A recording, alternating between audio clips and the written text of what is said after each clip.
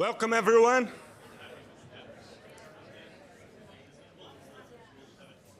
So we're ready to start. Welcome, everyone. My name is Rodrigo Verdi. I'm a deputy dean here at Sloan, overseeing our degree programs. Today, I'm very excited, big honor to receive the Deputy Prime Minister of Spain, Carlos Cuerpo. Let me say a few words, but I would like to welcome you to MIT and to MIT Sloan to what I believe will be a very exciting conversation with Professor Daron Acemoglu. Deputy Prime Minister Cuerpo was appointed to the position in March 2026. Prior to that, Cuerpo served as the Minister of Economy, Trade and Business, where he led economic policy design and implementation in Spain, and many other positions beforehand. Cuerpo holds a PhD in economics from the Universidad Autónoma de Madrid, a master's degree from the London School of Economics, a bachelor's degree in economics from the Universidad of Extremadura. The Fireside chat will be moderated by Professor Daron Acemoglu, which needs no introduction here for this audience, but it's a beloved, widely respected institute professor, academic, and colleague of all of us. Deputy Prime Minister, welcome to MIT Sloan. Daron, thanks for hosting. It's off to you. Thank you.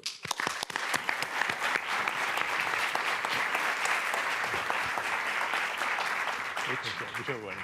Thank you.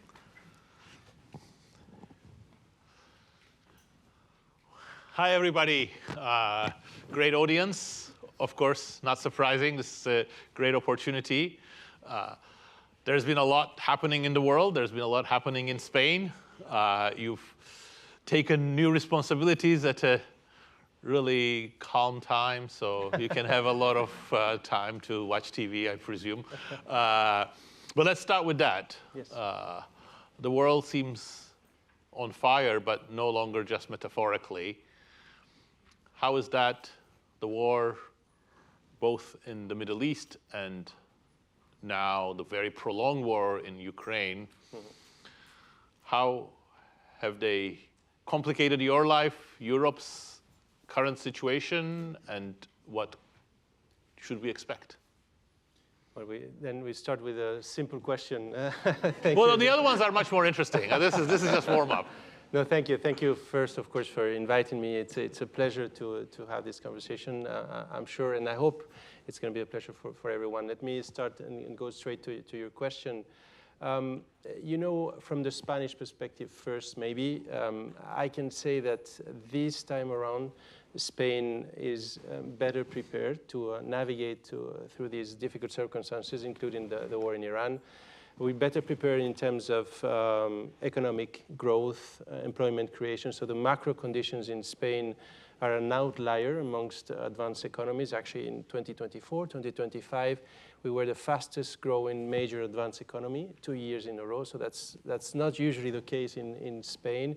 And we're expected, yesterday we had the WEO projections from the IMF. So Spain is expected still to be a robust grower or a robust growing economy also in 2026 and 2027. So creating 40% of total job creation in the Eurozone. We're around 10% of the size of the Eurozone. So that gives you an idea of somehow how fast and how dynamic the Spanish economy is at this point.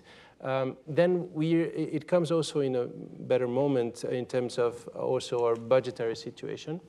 Back in 2022, we were still suffering from the increase in debt that came out of COVID response.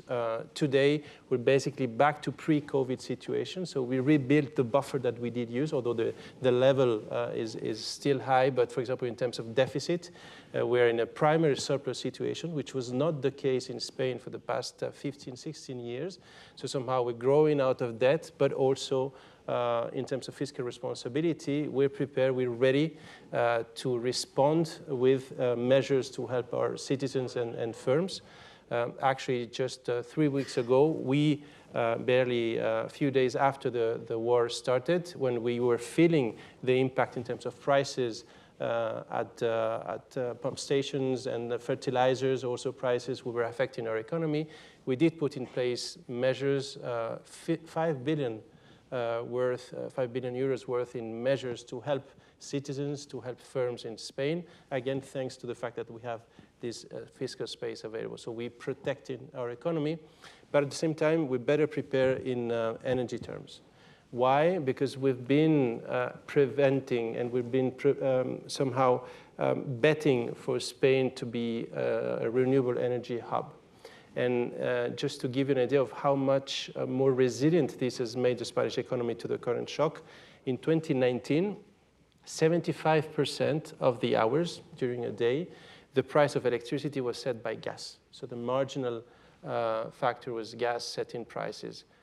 Today, in 2026, it's only 16%. So we've gone from 75% to 16% of the hours where the price of electricity was determined by gas. So we're less dependent, more resilient to the shock that we are observing right now. So that's the starting point, but that does not mean, of course, that we're not affected. That does not mean that we can be somehow outside of what's going on, but in a sense, I think this two-way strategy of protecting citizens, but also preparing for the future is what has led us to this point, where what we expect is that we can have an end of the war as soon as possible, because otherwise we enter in the scenario building situation where nobody really knows what's going to happen, but things can only deteriorate from then on. Yeah, I hope the war will end soon, because otherwise, using a technical term, everybody's toast. So, but just to pursue, I mean, we're going to come to some of the reforms because I think they're interesting, and especially in the energy area and safety. But one hope that I presume you had was that the continuing growth would also bring down unemployment, which it has to some extent, but unemployment is still very high. Is it 11% now? It's 9.9. 9.9. Okay, all right. So is that going to? I mean, that is the U.S. economy. The U.S. society would have a really hard time with 9.9%, and Spain has weathered much higher. So perhaps 9.9 sounds good, but it needs to be brought down, and probably what's happening right now is going to make that a bit harder. Well, it's a good point. Actually, the structural rate of unemployment in Spain has usually been considered to be around 12, 13, 14%, depending on when you calculated it. And the good thing about the current growth pattern is that it's a balanced one. So we're being able to get these good figures in terms of employment and in terms of growth without creating imbalances. Just think back 2005, 6, where the unemployment rate was similar. But for example, we had a current account deficit of 9%. So, and we were in the middle of a housing bubble in Spain as well. That's not the case anymore. So this reduction of unemployment is mostly structural. So these are good news for Spain. But it's still too high, and you're completely right. So we need to keep on through these, I think, two-sided strategy, which is structural reforms. We did pass a very important labor market reform a few years ago, 4 years ago, and big investments which are modernizing our economy. Let me give you one piece of evidence, which I think is key to understand what's happening in Spain. So we are creating around 500,000 jobs on a yearly basis. If you take a 12-month rolling window, 500,000, and we are a 50 million inhabitants country, grosso modo. So for the past 2 years and a half, 50% of all that employment that was created within the 5 branches that present higher salaries, so higher value added. So there is a drive towards higher productivity, which is now coinciding with this strong job creation, and that was not the case in previous growth periods. So again, all of this boils down to higher potential growth, and that's the whole purpose of all these policy agendas as well. Fantastic, and good luck with that. But that actually nicely segues into another topic I wanted to touch on, which is Spain is also playing a sort of a policy innovative role for not just for the Spanish economy, where some of the labor reforms are, but also for the European economy as a whole in the area of energy, in the area of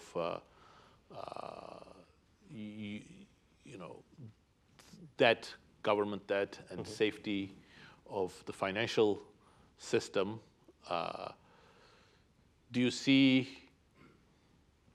that Europe is ready to take the next step in these directions, or what are the barriers, for example, in the area of the banking system or the energy system, energy dependence, and so on, and perhaps even also defense?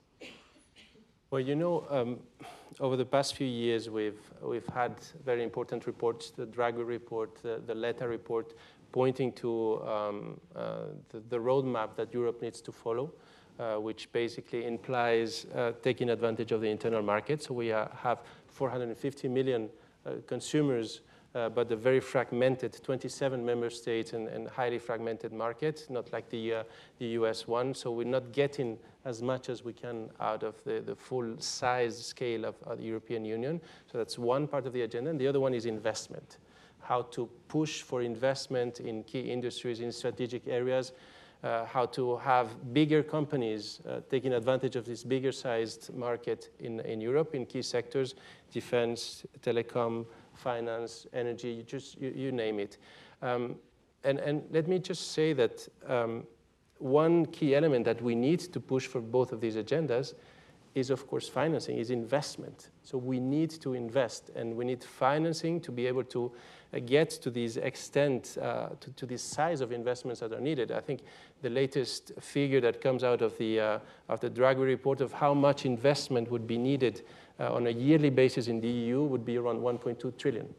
And we're far away from that, even when adding up private and public sources of financing. So that's an area that's an area where we need urgently to make progress. And then on the private side, we're making progress to be able to have deeper capital markets. Of course, we're still far away from the US one, but we want to be able to somehow avoid that European savings go abroad, and sometimes they end up financing European firms in the US. So it's European money financing European firms here using US capital markets. So that's one area where we're making progress. And when you asked about Spanish contributions, so one of the key impediments to progress in the European Union usually is governance. It's a bit slow, and it's frustrating how slow things are sometimes. We're slow to take decisions. So now we are innovating to some extent, proposing this coalition of the willing format so that you don't need the 27 to go ahead at the same time. You can have a few willing countries pushing for these projects and hopefully creating FOMO effects in the others. So these are working projects, and then the others want to be part of it, and it's always open for them to participate. But then I wanted to, because you asked also about the financing and the sovereign part of it, and I think the public side is key.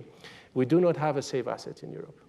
And that's part of, I think, the story of why we're not being able to reap the benefits of having strong institutions, of having a robust, of course, rule of law in Europe, of having predictability, but we do not get the gains out of a strong, safe asset or a strong currency in Europe, because we do not have deep markets in terms of issuance of European joint debt. Actually, when you look at the European Commission, they issue joint debt.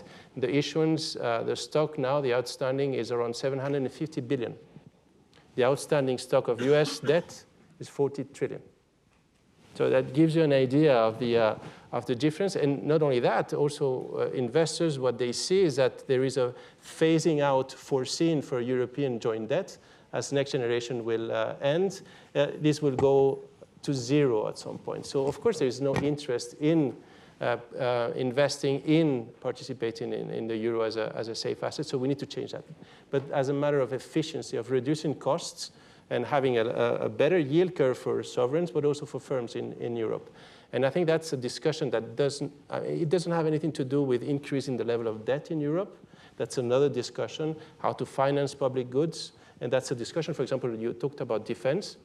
when we had to decide whether or not to issue joint debt to finance defense, it was a matter of days.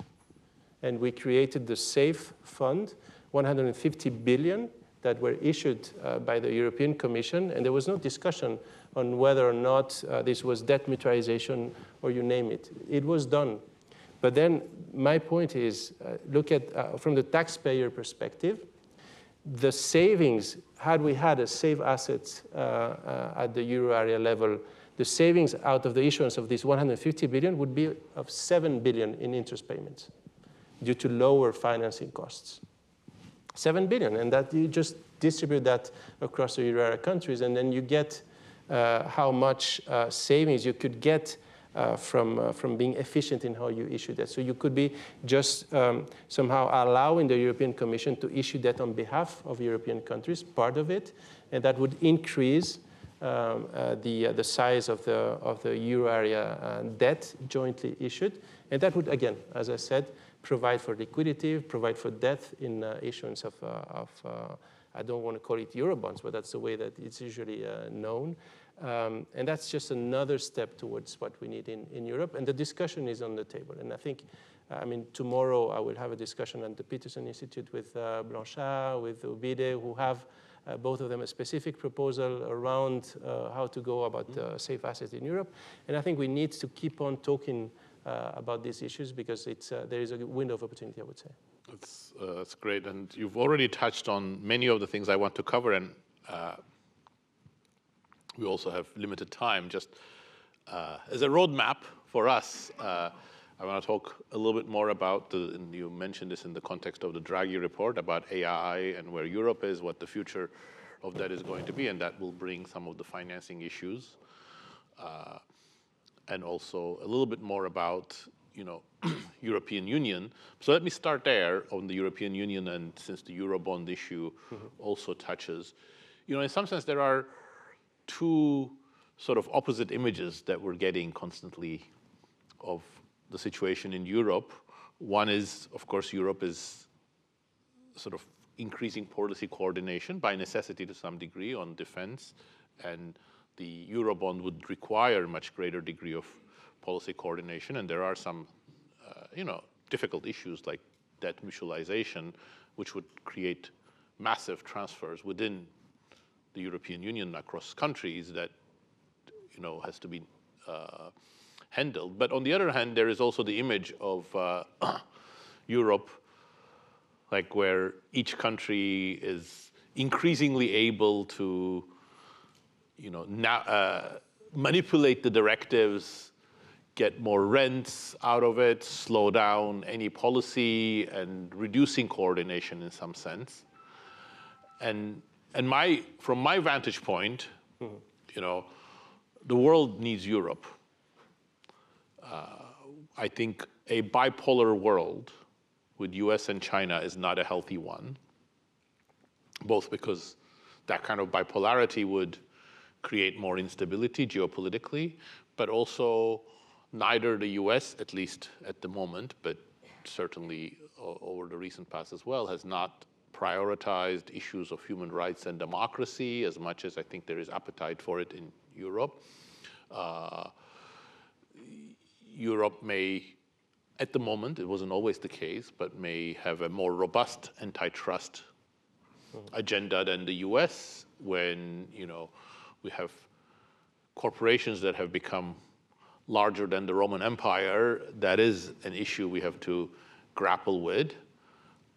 So I think we need Europe, and the question is, will Europe really manage to navigate this, more than 24 sovereigns, each pushing and each exploiting European policy in their own direction? What kind of better centralization could be feasible, both in the financial domain, but I think more in just governance more generally, and still consistent with democracy, because I think nobody wants to give up national democracy. Democracy starts at the local level, goes from there to the national level. You cannot, I think at the moment, have European democracy without national democracy. So how to navigate that? And I think that's something that would keep me up at night. What's your answer to that? I was asking you. Okay, I'll go first, but then I want to hear from you as well. You know, you said that the world needs Europe. I would say that the world needs a strong Europe. Yeah.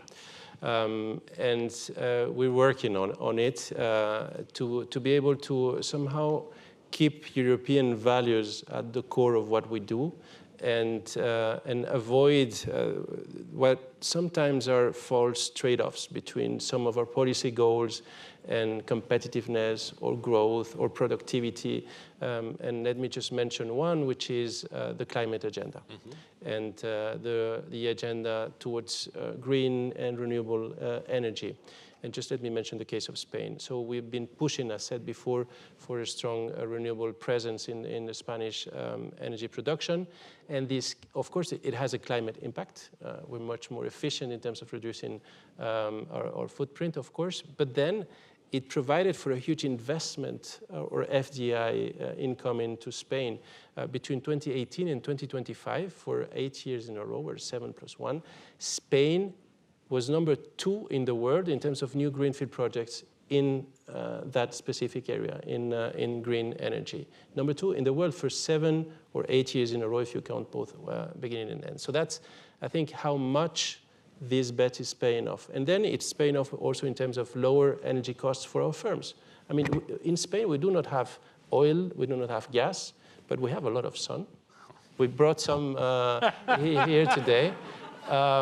And we have wind, we have water as well. So we need to use those sources. We need to increase our sovereignty in terms of energy. And this produces lower energy costs for our firms. And so it's a positive feedback loop. And I think that's the way forward also for us. And then the discussion on deregulation, a discussion which sometimes it has to do with simplification and making the best use of AI tools, of digitalization, to be able to reduce those administrative barriers for firms without backtracking on giving the proper signals in terms of financial regulation or regulation around digital, of course, connection or AI. That's fantastic. I don't have a roadmap, but I do believe European Commission-related institutions need to become stronger because coordination is key. And I think my instinct is that the way to make that congruent, coherent with democracy is to strengthen local governance. Local governance not just at the national level, but at subnational level as well, so that that's where participation takes place, and then it sort of builds up from there to national and to European level. And I think one of the things that many parts of Europe don't have is this sort of local level democracy, and some of them are very centralized. Some, like Spain and Italy, are, well, Italy to some extent it's more decentralized, but I think that needs to be navigated. But I think that's where the energy of democracy. That's a good point, actually. But and when you look at the European budget, so the medium-term financial framework, the latest proposal is actually reducing the funds for regional cohesion. Yeah. So somehow I get your point, and I could actually agree with you. But we need to take care of how we will get to provide for the to get from right. here to there is exactly. hard. We have 5 minutes, and we have a small topic left, and then we're going to open it up for discussion, and that's tech, AI. Let me frame it in one specific way that I think might be fruitful, which is, I have never been a believer that, European economy is hampered by excessive regulations in every sector. And if you look at some parts of Europe, Spain, some parts of Germany, some part of France included, you see some industries that are very productive and competitive with the United States. But as the Draghi report also highlights, Europe is now far behind in tech, especially in AI. And there is a pretty good case to be made that whether you believe AI is completely revolutionary or not, but it's going to reshape every aspect of the economy, and companies, economies that don't use it in the right way are going to fall behind. And you mentioned European funds financing companies in the United States. Mm-hmm. Well, there's also European human capital all coming to the United States as well. Yeah. The financing generally, that's a big issue. The hubs, Europe does not have hubs like the Bay Area in the United States for tech. And arguably, Europe has tried to find the right path in terms of protection of individuals, democracy, limiting the power of large corporations. But the result seems to be tech is behind. So how do we, I have my own answers on this as well, but I want to hear yours, and we have only a few minutes left, so we'll just hear yours. How do we... We've all read yours. I don't know about that. How do we navigate this? That you don't want to just create an environment in which Google, OpenAI, whatever, they can do whatever they want, but at the same time, regulations that are holding back tech are not easy to sort of make work with the speed of change. And I think the Draghi report puts the finger on some of the problems, but just government investment's not going to be enough. Mm-hmm. Well, there are many things around AI from a government perspective, some of which have to do with the infrastructure as well. So to what extent, and Spain is a case in point, for example, we are more or less open to the presence of data centers as a building block of AI and its uses, and to what extent there are conditions to be put aside or to be put, around the presence of these big data centers, for example, in terms of the energy usage, in terms of the local content, in terms of the perimeter of the use of those capabilities, so that in the end we're not exporting cheap energy via cable or via bytes towards the Atlantic Ocean. So that's one key area where at the EU level we need to work on in terms of sovereignty as well, so that we have a cloud that can be European as well. This is part of the process. It's economic security in the end for us. Then associated to these, of course, investments. So I don't think anyone knows what the end point will be of this race in terms of big hyperscalers with respect to countries that will bet on application on agents, and to what extent, given where we are now, the EU's bet should also be how we implement those new technologies within our economies for our SMEs. For example, Spain is an SME country. So I think we could benefit from implementation of already existing technologies at the SME level to boost our productivity. How will this reshape the labor market? You've written a lot on this. To what extent we have something to say on the outcome. And there was a very interesting paper by this mathematician, Tao. Yes. I guess you've read it, on how to complement both intelligence, so the AI intelligence and the human one. And I think he makes a very good point that we need to find this complementarity, these asymmetric intelligences somehow.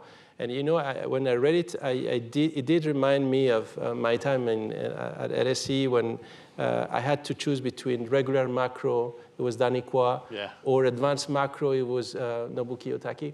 And Kiyotaki was saying, if you want regular macro, you will see broad terms. So you look at everything, but a bit shallow. If you come with me to advanced macro, you will see less, but in depth. No? And that's a bit the point of the paper, where AI helps us with the scope, with broadening the scope of reaching for more sources that we could on our own. But then the intention, the depth, the intuition behind the human intelligence cannot be substituted. And the perfect complement of both of them is what we have to aim at. And this is the pro-worker. Yes. I completely agree. That is music to my ears. The question, of course, how to do it. Yep. We're going to open it up for questions right now. So while I make this those of you who want to ask questions, please line up behind these two mics, and then we're going to have about 10 minutes for Q&A with the minister. But I think one negative, one positive point, just to wrap up. I think the negative point is that European lawmakers are sort of somehow believing right now, I think, a dangerous fiction, which is very, very bad for Europe, that somehow Europe can be the regulator, the regulation leader, and then US is the innovation leader. I think that's just a disaster. Mm-hmm. So you cannot have all of the energy, all of the new innovations, all of the relevant applications be in the US, and the Europeans try to just shape it with their regulations. That's never going to work. And I think that's where European lawmakers need to wake up. And I think the advantage that Europe can have is that the current hyperscaling is not the only way. And I think Europe still has very productive manufacturing sectors. And there's a lot to do with AI in manufacturing, which China is doing and US isn't doing. And I think there is a middle way which can be done. But again, the financing, the sort of the ecosystem, and the sort of the general sense of freedom of exploring these avenues is very important. I completely agree. And when you talked about ecosystems, and for example, for me, the innovation or the AI ecosystem comes on top of an energy production ecosystem. So the fact that we in Spain, it's not usually put it this way, but the presence of renewables is a very homogeneous presence across the country, even in areas that are not the usual suspects in terms of industrial clusters. And then you have this plug-in effect of industries that can come and develop themselves there in areas that are not that productive, and that creates this sense of opportunity and development of ecosystems around the country in particular industries. And that's another boost for productivity, because these areas are the ones that are lagging and dragging the overall, the aggregate productivity indicators as well. So I think there are a lot of people who want to hear answers from you, but we have very limited time. So I suggest we actually take 3 questions, and then so that the Deputy Prime Minister has a little bit of flexibility to decide which ones to respond to. So these, the 3 of you, I think, were first, so we can hear from you. So I'm Carla. I'm a Spanish MBA MIT, here student at MIT. We've talked about the strength, and the health of the Spanish economy. But we all know that all economic measures have a trade-offs. So increasing the government expenditure to promote the economy and consumption comes with, for instance, increasing government debt, right? So my question for you is, you talk about all the measures that are decreasing unemployment and improving the Spanish economy, but what are you concerned about? What should be the risk that we should be facing in Spain in the next few years? Thank you. Hi, Vice President. My name is Sergio. I also from Spain, from Salamanca, where I studied economics. And I'm an MBA student here at MIT Sloan. My question is about talent. How do we attract people that are technical, that are well-educated to lead political, to become political leaders? Maybe like yourself, you're very educated, you're very technical, and less of the, maybe more... That's a plant. I like the plant. And maybe less of the politico type that have only worked in politics their entire life. That's, how do we attract those kind of people to become political leaders? That's a tough one. Yes, my name is Ana Maikes. I'm the CEO and co-founder of Neuroelectrics, a company both in Barcelona and in Boston, and I love them both. Both is like mom and dad. I cannot decide. I'm just in love with both places. So I wanted to congratulate the minister for this new fund that it was announced yesterday and is in the Boston Globe about this new Spain-Massachusetts fund for biotech, and I would love to hear from him, you know, what is his vision and the vision of the government on this new fund and the collaboration between, you know, Massachusetts and Spain and in general, US and Spain. Thank you. Okay, so 3 different questions. I will take the 3 of them, if you allow me, Daron. So yes, thanks to the 3 of you. On the first one, So what is my main concern, of course, outside of what's coming out of Spain, that is all the shocks that keep on hitting us, including the last one around the war in Iran, and as we said at the beginning, the unknown about the extent and the size of the shock. From the domestic side, my main concern is that we keep on removing growth bottlenecks going forward, so that this momentum, this structural change becomes a reality not only in 5 years terms, but for the long run, so that we keep a potential growth about 2%, which was never the case, almost never the case in Spain, which is good for sustainability of public finances as well. And associated to this, and this is something that you've, of course, worked a lot on, Daron, is inequality. So that's another big concern at this stage, that there is growth, but that we can grow with a purpose, which is, of course, making this growth count for the majority of our population. That is, to reduce inequality, to reduce unemployment rates for the young population, to give opportunities to the best generation that we've had in our countries, so that we keep on also facing this affordability crisis that we have in the Western world, that we keep on integrating migration in our countries, and we keep on conveying the positive message around it, because it's a key positive factor for growth, not only in the short, but also in the long run.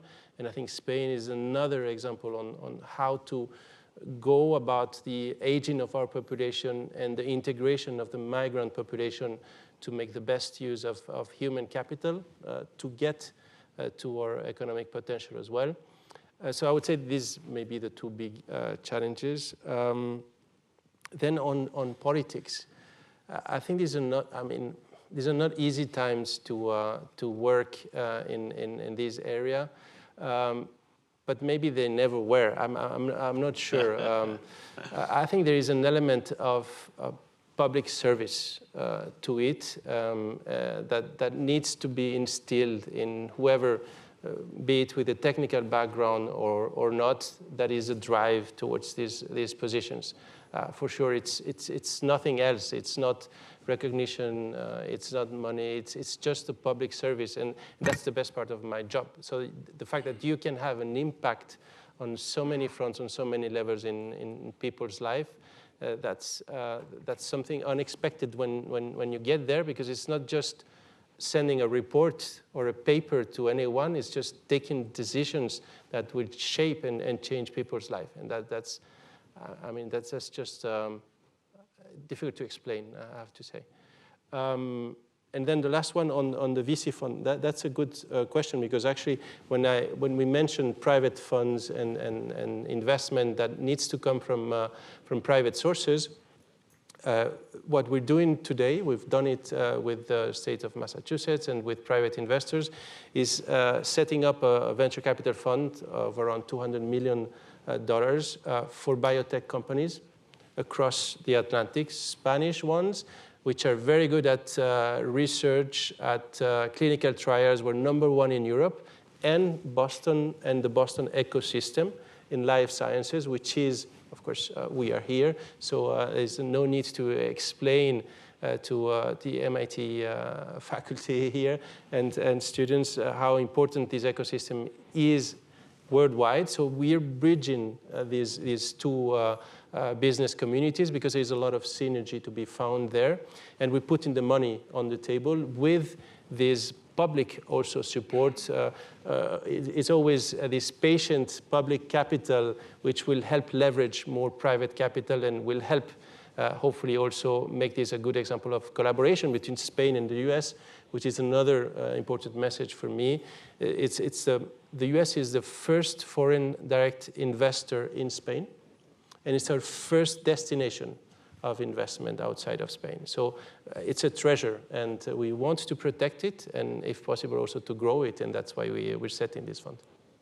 That's wonderful answers for these three disparate questions, and I know you have to rush, but do we have time for one final question, since this gentleman there has been waiting for us, and I think that will have to be the last one, since the Deputy Prime Minister has to has another obligation after this. Thank you, Deputy Prime Minister. My name is Angel. I'm from Spain as well. I'm here on a 1-year secondment with a private company, and I would like to ask you regarding economic risk, which you mentioned during the talk. Do you see any risk in terms of the European over-reliance on American tech companies? Well, there is this drive everywhere, not only in Europe, towards economic security. I mean, it has had many names. At the very beginning, it was strategic autonomy, but then it shapes in names, but the essence is the same, is that we want to reduce our dependency in critical areas. Energy is one, but of course, technology is another one. And I think everyone is following this route. And I did talk about the infrastructure around AI, to be able to somehow possess your own data and not being dependent on anyone else cutting you off from the data of your citizens, amongst other things, or even the financial sector. I mean, you have all the data related to the loans, to the assets of your citizens. You would want to have some control over the security around this piece of data. So, of course, there is a drive, and we need to invest, but that does not mean that we need to isolate ourselves. We need to keep on building bridges with key allies and partners who share our values as well. And companies usually help make this bridge easier or thicker in a sense, because they're the ones somehow having a foot in each of these two areas. And of course, with respect to the US, what we want, as I said before, is to increase the trade, increase cross-investment, but at the same time, we want to have our own steel industry. We want to have our own AI industry. We want to have our own big tech companies, our own big telecom companies, our own big financial companies. We want to compete.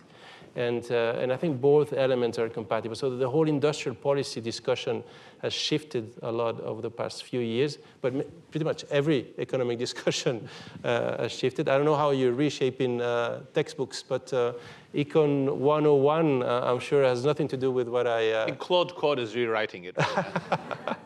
You use it? A little, yeah. Me too. Thank you. Thanks very much. Well, this was fantastic, and we don't want to exploit more of your time, but we could have done. So please give a round of applause.